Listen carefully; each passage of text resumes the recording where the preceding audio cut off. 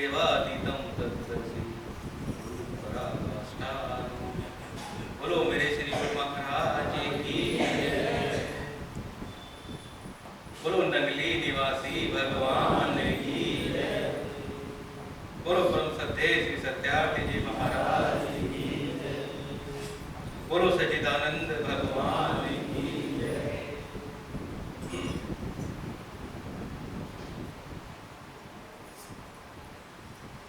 बड़ा ही आनंद आ रहा है।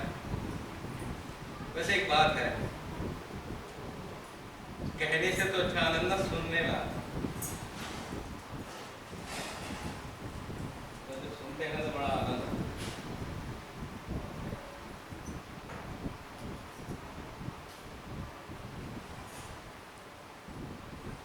सांसारिक तौर पे हम कह देते हैं एक बात, सबको पता है, कह देते हैं ना कि ऐसा है भैया सबसे बड़ा, तो आज उसको बदलने की आवश्यकता है।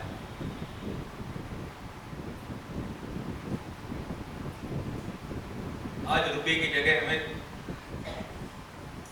भजन ध्यान को लाना, ये सबसे बड़ा भजन ध्यान।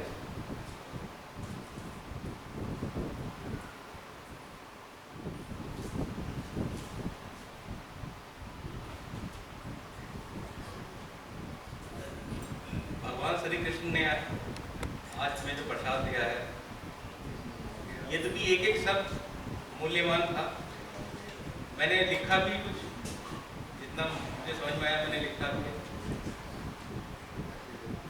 लेकिन एक बात मैंने विशेष नोट की, शायद आपने भी की होगी, कि जैसा समय होता है, जो समय की आवश्यकता होती है, वैसे ही गुरुओं की उपलब्धता परमात्मा करते हैं। जैसे समय की आवश्यकता होती है, उसी अनुरूप गुरु की उपलब्धता इस संसार में वो परमपिता परमेश्वर व अकाल पुरुष भगवान करते हैं। अब आप देखिए कि कितनी बड़ी फिर आवश्यकता है। अगर आज इस समय में देखें तो कितनी बड़ी आवश्यकता है कि गुरुजी को इतने ग्रंथों में शुद्धिकरण की आवश्यकता पड़ी। इसके अलावा भी 4 वेद और लिखे गए, तो आप अंदाजा नहीं लगा पाओगे कि कितनी आवश्यकता है इस समय को कि ऐसे तत्वदर्शी सद्गुरु का सानिध्य मिल जाए या उनकी चरण शरण मिल जाए कि जिस उद्देश्य से हम आए हुए हैं, जिस कार्य के लिए हम आए हुए हैं, वो हमारा कार्य पूरा हो जाए, वो अवसर जो है उसको हम प्राप्त कर लें या उसको हम कैश करा लें, तो कितनी बढ़िया बात है।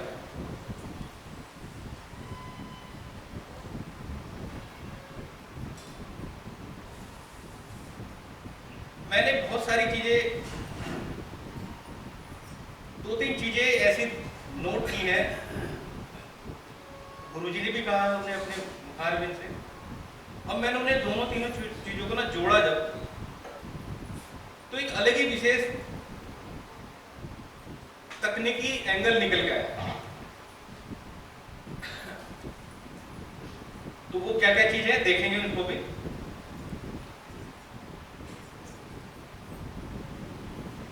पहले हम अपनी बात कर लेते हैं कि हम हैं कहां। एक व्यापारी था, दूसरे प्रदेश में उसको जाकर अपनी वस्तु बेचनी होती थी, जो लाभ होता था उसे लेके घर के आकर अपनी जीविका चलाता था। अब वो प्रदेश में चल दिया अपना सामान लेके, रास्ते में भूख लगी तो अब थोड़ा सा कंजूस भी था कि कम खर्च में ही ज्यादा फायदा हो जाए। सोचते तो सभी हैं, उसमें उस व्यवसाय की कोई गलती तो है नहीं, सोचते तो सभी हैं कि कम खर्चे में ज्यादा फायदा हो जाए।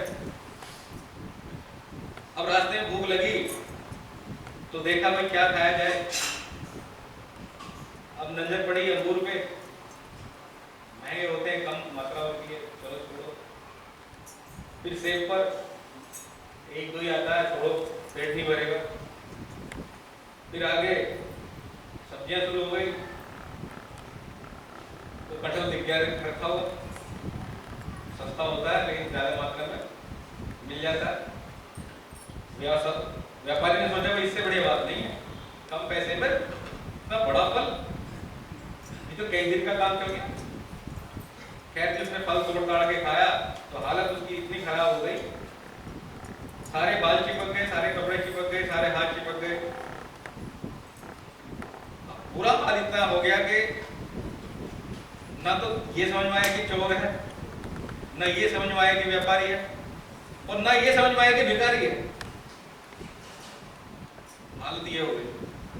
अब जैसे तैसे उसने सामान तो बेच दिया। अब जब बेच दिया तो बेचने के बाद सोचा मैं घर के लिए भी कुछ लेके चलूं, तो दूसरी दुकान पर पहुंचा तो सामान जैसे ही हाथ लगाता चिपक जाता, जैसे सामान को हाथ लगाता चिपक जाता, तो दूसरे समझते कि भाई ये तो चोर है। अब जब चोर समझकर उसको पकड़ लिया गया, कुछ समय बाद वहाँ के जो मुखिया को बुलाया गया, भाई इस तरह की समस्या है तो चोर है। अब उस मुखिया ने भी उसको जो तमाचा जो लगा उसका हाथ भी चिपक गया। अब मुखिया को समझ में आया कि भाई ये जो है वास्तव में चोर नहीं है, ये इस समस्या से पीड़ित है, ये इस समस्या से पीड़ित है। और जब कोई मार्गदर्शन मिल जाता है तो आदमी उसी से पूछता है कि अब मैं क्या करूं। अब वो व्यापारी पूछने लगा उससे, मुखिया से कि भाई अब मैं क्या करूं। बोला सबसे पहले तो अपने बाल कटवा दे, फिर ये स्नान करने के बाद ये वस्त्र जो है इनको बदल ले, तो तेरा वही रूप आ जाएगा जो तेरा मूल रूप था, जो तेरा मूल रूप था वही रूप आ जाएगा। अब हमारी हालत कैसी है यहां, हम ऐसे फल के पीछे दौड़ रहे हैं जिसमें आनंद तो आ रहा है, लेकिन हम उसमें उलझ गए, हम उसमें उलझते चले जा रहे हैं, और इतने उलझते चले जा रहे हैं कि फिर ऐसे समय में संकट में खड़े हो जाते हैं कि अब हम करें क्या, अब हम करें क्या। तो तब हम सोचते हैं कि सदगुरु के सानिध्य में हमें चलना चाहिए, तो वही हमें मार्ग दिखाते हैं कि तू तो सबसे पहले तो अपने बाल काट ले, अर्थात जो बाहर की समस्या है उससे कट, अपना कनेक्शन काट ले, जो बाहर के कनेक्शन है उनको काट ले, और उसके बाद अपने वस्त्र बदल ले, यानी अपनी अवस्था परिवर्तन कर ले, अपनी अवस्था परिवर्तन कर ले, तो तू अपने उसी मूल रूप में आ जाए। तो यहां हम गलती कर लेते हैं कि हम एक ही फल के पीछे, यानी एक ऐसे लालच के पीछे फंसते चले जाते हैं, और समय ऐसा आता है कि हम अच्छे तरह से जकड़ जाते हैं।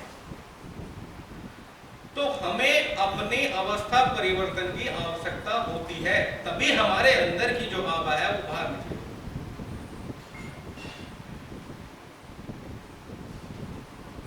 क्योंकि आपको एक उदाहरण दें कि एक दीपक है और एक अगरबत्ती है, एक दीपक है और एक अगरबत्ती, जलते दोनों हैं, जलते दोनों हैं, लेकिन एक बुझ जाए तो अस्तित्व खत्म, और दूसरा बुझ जाए तो सुगंधित पैदा हो जाता है।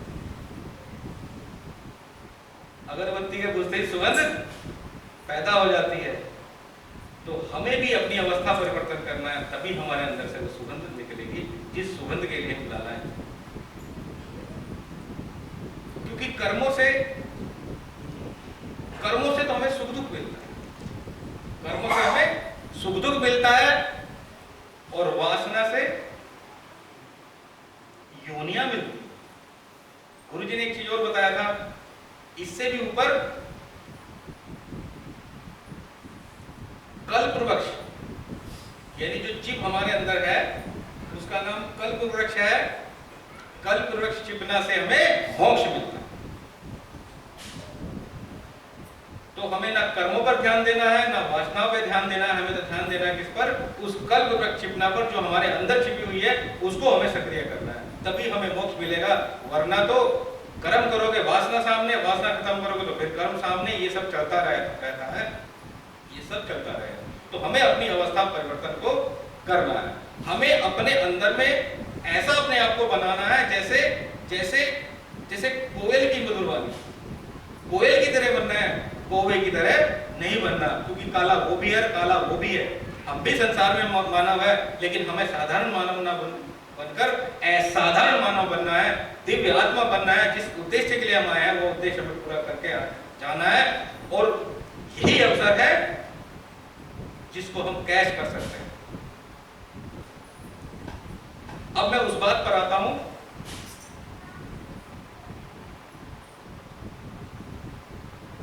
वैसे तो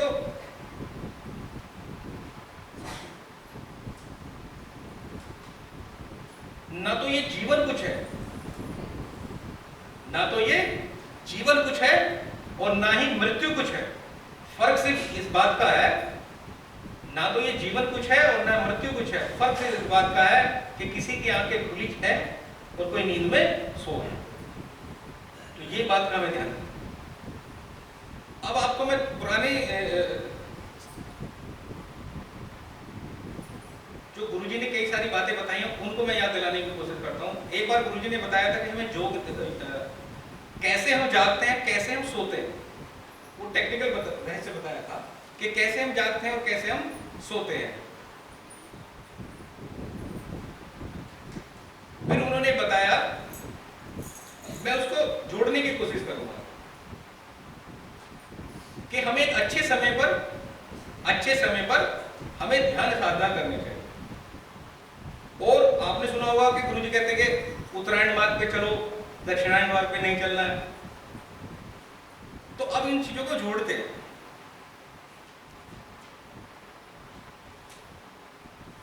जागने की प्रक्रिया तो ये है, सोने की प्रक्रिया ये है कि जब हम सोते हैं तो हमारा चित्त जो है, हमारे चित्त पर जो तरल पदार्थ है वो धीरे धीरे धीरे अपनी शांत अवस्था में आ जाता है। और जब वो इतनी शांत अवस्था में आ जाता है कि उसमें लहरें उठना बंद हो जाती है, तो तत्काल हमें निद्रा आ जाती है और हम सो जाते हैं। परंतु जब उसमें विक्षोभ होता है, उसमें स्ट्रेस पैदा होता है, तो फिर वो तरल पदार्थ जो है उसमें तरंगे पैदा हो जाती हैं और हम कहते हैं कि हम जाग जाते हैं, हम जाग जाते हैं।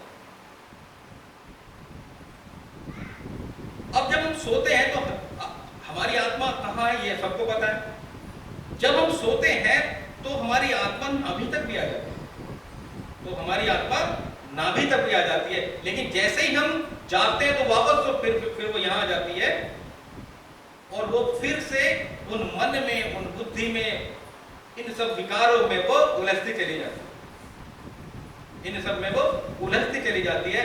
तो अमृत यानी ब्रह्म मुहूर्त में हम क्यों ध्यान साधना करते हैं, मैं इस पर जोर देना चाहता हूं। ध्यान से सुनना। जब हम सोए तो हमारी आत्मा अगर नाभि में आ जाती है, ठीक है, हम सो गए, लेकिन जैसे ही हम जागे तो वापस से फिर जब वो अपने मूल स्थान पर आती है तो वो हमारे शरीर को फिर से सक्रिय करने की कोशिश करती है। हमारे मन और बुद्धि के, मन उस पर प्रभाव डालता है, बुद्धि उस पर प्रभाव डालती है। तो जब मन और बुद्धि प्रभाव डालते हैं तो उससे पहले ही वो जो ब्रह्म मुहूर्त का समय है, जब वो आत्मा हमारे यहाँ मस्तिष्क पर आती है, ब्रह्मरंध्र पर आती है, तो उससे पहले ही हम उसको नीचे दक्षिणायन मार्ग से ना उतरने दे, बल्कि उत्तरायण मार्ग में हम उसे ऊर्जा देकर ऊपर चढ़ा सकते हैं। जब हम सोते हैं यानी अर्धरात्रि में जब हम सोते हैं, और जब ब्रह्म मुहूर्त में जब हम ध्यान साधना में बैठते हैं, तो वो आत्मा इतनी निर्मल रहती है, उस पर किसी मन का प्रभाव नहीं, किसी बुद्धि का कोई प्रभाव नहीं है, वो किसी शरीर से नहीं बंधी हुई है। तो उस अवस्था में अगर हम ध्यान में बैठ जाएं तो वो हम उत्तरायण मार्ग पर उसको दिशा ऊर्जा देकर हम उसको ऊपर चढ़ा सकते। तो सोने और जागने का आपने समझा, उत्तरायण दक्षिणायन मार्ग का आपने समझा। तो उस समय की महत्ता को समझिए जब आत्मा आपके शरीर में उलझना यानी सक्रिय करने जा रही है, उसी समय में आप ध्यान में बैठे और आपने उसकी दिशा और ऊपर की तरफ चढ़ा दी, उत्तरायण मार्ग की तरफ चढ़ा दी, तो वो कभी फिर दक्षिण की तरफ नहीं जाएगी और आपका ध्यान बहुत अच्छा चलेगा। इसलिए तो कहते हैं ब्रह्म मुहूर्त में हमें बैठना चाहिए। तो महत्व मैंने इस पे दिया कि ब्रह्म मुहूर्त में बैठने का हमारा क्या फायदा? क्यों हमारे संत कहते हैं, क्यों गुरुदेव क्यों कहते हैं कि ब्रह्म मुहूर्त में बैठो, ब्रह्म मुहूर्त में बैठो? इसी कारण से कहते हैं कि जब आत्मा आपके शरीर में सक्रिय होने वाली तो उससे पहले ही उसकी दिशाओं पर चढ़ा दो ना। आपके मन और बुद्धि के चक्कर में वो फंसे, इससे पहले ही उसे चढ़ा दो। ऐसे समझो जैसे आपने एक पौधे पर कली लगा दी, तो हम कहते हैं कि हमने भोजन करने के बाद हम ध्यान में बैठे, लेकिन जब हम ब्रह्म मुहूर्त में बैठते हैं तो ऐसे समझो जैसे हमने उस पौधे पर फल लगा दिया हो, जैसे हमने उस पौधे पर फल लगा दिया हो अगर हम ब्रह्म मुहूर्त में बैठते हैं। तो ये चीज थी थोड़ी सी टेक्निकल, उम्मीद है सबको समझ में आई होगी। तो ब्रह्म मुहूर्त में मैंने जो महत्व दिया इसी बात पर दिया है कि हमें अगर हम ब्रह्म मुहूर्त में बैठे तो हम उस चीज को ध्यान रखते हुए आगे बढ़े, मतलब कम समय में हम अपनी यात्रा को जल्दी से जल्दी ज्यादा से ज्यादा आगे बढ़ा सकते हैं।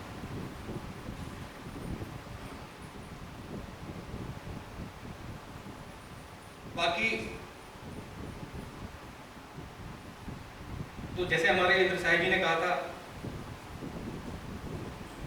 कि ये अवसर है, हम जो करने आए हैं क्या हम वो कर रहे हैं, ये हम घर जाकर विचार करें। अभी विचार नहीं आएगा, घर जाकर हम विचार करें कि जो योनि हमें मिली है, जो मनुष्य योनि हमें मिली है, क्या हम उसका भरपूर फायदा उठा रहे हैं? जिस अवसर पर हम बैठे हुए हैं, जिस अवसर में हम बैठे हुए हैं, जिस स्थान पर हम बैठे हुए हैं, जिस ब्रह्म आश्रम में हम बैठे हुए हैं, क्या हम उसका भरपूर फायदा उठा रहे हैं? जिस कार्य के लिए हम आए हैं क्या हम वो कार्य पूरा कर रहे हैं? ये कार्य, संसार के कार्य तो चलते ही रहेंगे, चलते ही रहेंगे, जन्म से लेकर अंत तक कभी खत्म नहीं होने वाले। हम बात अंधसाई जी ने बात कह दी, लेकिन गहराई से अगर सोचें तो ये कार्य कभी खत्म नहीं होने वाले, कभी खत्म नहीं होने वाले। अरे आप अपने 24 घंटे में से 1 घंटा तो निकालो, केवल 1 घंटा तो निकालो, फिर देखना फर्क। आप कोयल का रूप धारण कर दो, कोयल का रूप धारण कर जाओ केवल मात्र 1 घंटे से। तो इसलिए अपने मन में संकल्प लो कि हमें 1 घंटा जरूर बैठना है। और जब हम अगले सत्संग में यानी गुरु पूर्णिमा पर हम जब गुरुदेव के सानिध्य में बैठे आएंगे तो हमारे अंदर एक अलग दिव्य, एक अलग ऊर्जा हमारे अंदर होनी चाहिए।